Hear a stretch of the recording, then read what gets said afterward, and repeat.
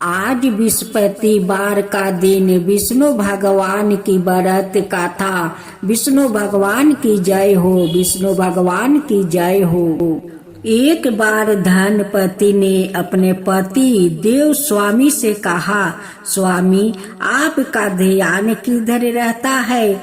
इस अवर नहीं गाया कि हमारी पुत्री गुणवती अब विवाह योग हो गई है। अब समय आ गया है कि आप इसके लिए एक अच्छा सा वर ढूंढे। अपनी पत्नी की बात सुनकर देव स्वामी बोला, हाँ धनपति, तुमने ठीक कहा है। मेरा तो इस अवर ध्यान ही नहीं गया कि अब हमारी पुत्री युवा हो गई है। सचमुच मुझे इसके विवाह की चिंता करनी चाहिए। पति की बात सुनकर धनपति प्रफुल्लित हो उठी कि अब देव स्वामी पुत्री गुणवती के लिए अवर से अच्छा सा वर ढूंढ लाएंगे। देव स्वामी ने विचार किया कि पुत्री के लिए वर की खोज शुरू कर देने से पहले किसी अच्छे ज्योतिषी से गुणवती की कुंडली दिखाकर पूछ लेना चाहिए कि उसके लिए किस प्रकार का वर उत्तम रहेगा। अपने विचार को कार्य रूप देने के लिए देव स्वामी गुणवती की कुंडली लेकर एक प्रसिद्ध ज्योतिषी के पास पहुंचा। बोला, महाराज कृपया बताइए मेरी पुत्री के लिए किस प्रकार का वर उचित रहेगा और उसे मैं किस दिशा में तलाश करूं। देव स्वामी को ज्योतिषी कुछ कहते कहते रुक गया। हाँ महाराज कहिए, देव स्वामी ने उत्सुक होकर पूछा। ज्योतिषी ने कहा, देव स्वामी अच्छा होगा कि तुम अपनी पुत्री का विवाह त्याग दो।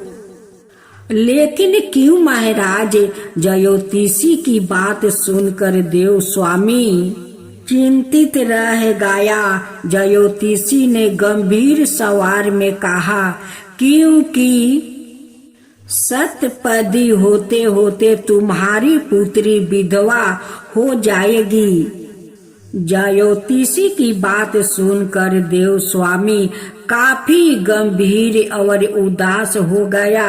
उसने ज्योतिषी से इस विपदा के निवारण का उपाय पूछा।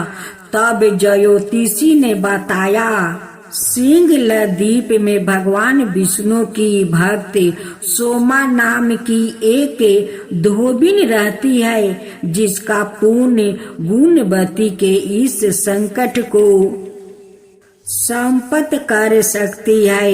यदि वो गुणवती के विवाह के समय उपस्थित रहे तो वह सतपदी के समय गुणवती को विधवा होने से बचा सकती है। देव स्वामी जब घर लौटा तो उसने अपनी पत्नी और पुत्री को इस विमंडा के बारे में बताया। पिता की बात सुनकर गुणवती ने कहा, पिताजी मैं सोमा के पास जाऊंगी और उसकी सेवा कर उसके पुण्य के प्रताप से अपना भविष्य सुधारूंगी। अनाथ वो ही सारा जीवन व्यतीत कर दूंगी। कोई और विकल्प ना देख कर देव स्वामी को भी अपनी प्रिय पुत्री का आग्रह स्वीकार करना पड़ा। उसने अपने सबसे छोटे पुत्री शील स्वामी को गुणवती के साथ भेज दिया। दोनों सिंगल द्वीप के लिए चल पड़े। समुन्दर तट पर पहुँच कर वो ठिठक गया।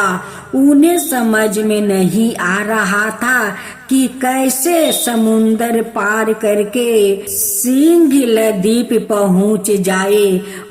बड़ी देर तक भटकने के बाद थक हार कर वो दोनों एक बट वृक्ष के नीचे जा बैठे। वो दोनों अत्यंत भूखे प्यासे थे। वो दोनों जिस वृक्ष के नीचे बैठे थे उस वृक्ष के ऊपर एक गीदड़ का घोंसला था। गीदड़ अपने बच्चों के लिए भोजन की तलाश में गया था। बच्चे घोंसले में ही थे और गुणवती और शील स्वामी की दशा देखकर दुखी हो रहे थे। जैसे ही गीदड़ बच्चों के लिए भोजन लेकर लौटा वैसे ही बच्चों ने उन दोनों भाई बहन के बारे में उसे बताया था। उनकी मदद करने का आग्रह किया। अपने बच्चों का आग्रह सुनकर गीदड़ पसीज उठा और उसने गुणवती और शील स्वामी को अपने पंखों पर बैठाकर सिंगल द्वीप में सोम के घर के निकट पहुंचा दिया। सिंगल द्वीप में सोमा के घर के निकट पहुंचकर गुणवती विचार करने लगी। ज्योतिषी ने बताया था कि यदि सोमा मेरे विवाह के अवसर पर उपस्थित रहे तो मैं सप्तपदी के समय विधवा होने से बच सकती हूँ। अंत सोमा को प्रसन्न करके ही साथ चलने का आग्रह किया जा सकता है। यह विचार कर दोनों भाई बहन ने पास ही एक झोपड़ी बनाई और उसमें रहने लगे। सोमा नित प्रात भगवान विष्णु की आराधना किया करती थी। उसके जागने से पहले ही उसकी बहुएं उसके पूजा स्थल को लीप पोत कर साफ सुथरे कर दिया करती थी। अब गुणवती ने सोमा की बहुओं से पहले ही जाग कर सोमा के पूजा स्थल को लीप पोत कर सारे काम कर दिया करती थी। अब गुणवती ने सोमा की बहुओं से पहले ही जाग कर सोमा के पूजा स्थल को लीप पोत कर संवारना शुरू कर दिया। सोमा का ध्यान शीघ्र ही इस ओर गया कि मेरा पूजा स्थल जिस ढंग से संवारा जाता है उस ढंग से मेरी बहू कभी नहीं संवारती है। उसकी बहुओं ने झूठ बोल दिया कि हम लोग ही यह काम करती हूँ। तब सोमा ने सवाए पाता लगाने का निश्चय किया। वो रात भर जागती रही। रात्रि के अंतिम पहर में उसने एक युवती को पूजा स्थल को लिपते हुए देखा। सोमा तत्काल उसके पास पहुंची और बोली, पुत्री तुम कौन हो और प्रत्येक दिन मेरे स्थल की साफ सफाई क्यों करती हो? तब गुणवती सोमा से अपना परिचय देते हुए अपने संकट के बारे में बताया और उसे अपने साथ चलने का आग्रह किया। गुणवती की सेवा भावना देखकर सोमा का मन बिहुल उठा। वो गुणवती के साथ चलने के लिए तैयार हो गई। शुभ मुहूर्त पर गुणवती का विवाह समारोह प्रारंभ हुआ।